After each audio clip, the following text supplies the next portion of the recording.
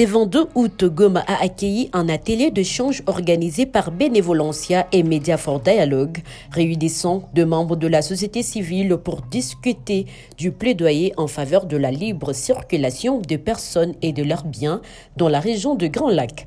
Cette rencontre avait pour objectif d'examiner comment mettre en œuvre les recommandations du projet Media for Dialogue. Jovial Baluku, membre d'Alerte congolaise pour l'environnement et les droits de l'homme, a éclairé le participant sur les enjeux actuels, mettant en lumière le défi lié à la libre circulation et au discours de haine. Développer les avantages qu'offre cette libre circulation.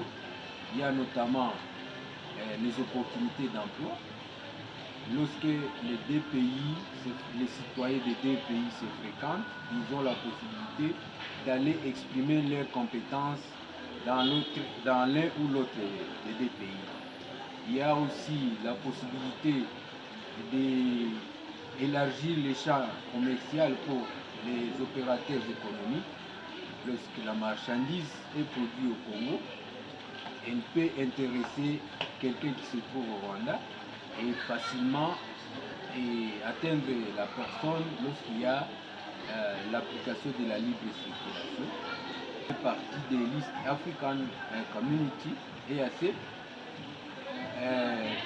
L'EAC a suffisamment avancé en termes des notions de libre circulation des personnes et des biens et est allé jusqu'à imprimer les passeports pour les citoyens des différents pays membres de cette communauté. Et le discours de haine a été condamné par la plupart des participants.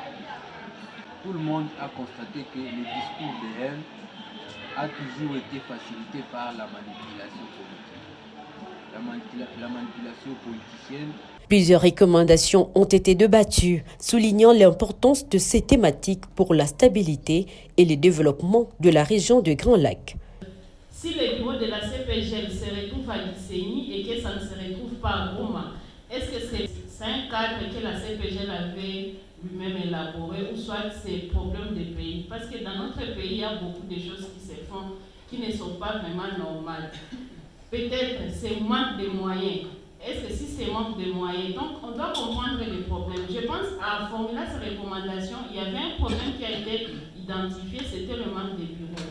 Mais moi, je peux suggérer à cette question que nous, les Congolais, peut-être, on voit comment est-ce qu'on peut approcher le gouvernement et lui demander le pourquoi de ne pas installer Commencer par la sensibilisation, l'organisation et la mobilisation communautaire.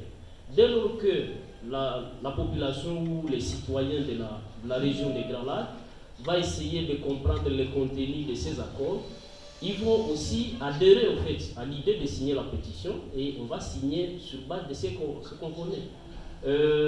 Notre ami a dit les accords cadres d'Addis Abeba. C'est vrai, c'est chanté vraiment dans le public scientifique et puis les gens qui ont plus la curiosité de lire. Mais au niveau de la communauté, la population, on ignore même le contenu. Même au niveau de la société civile, il y a des gens qui ne savent pas quel est le contenu au fait de cet accord au cadre d'Addis Abeba. Il y a beaucoup d'accords qu'on a signés dans la sous-région, par exemple concernant la répartition de la richesse, tout. La communauté, on ne sait rien.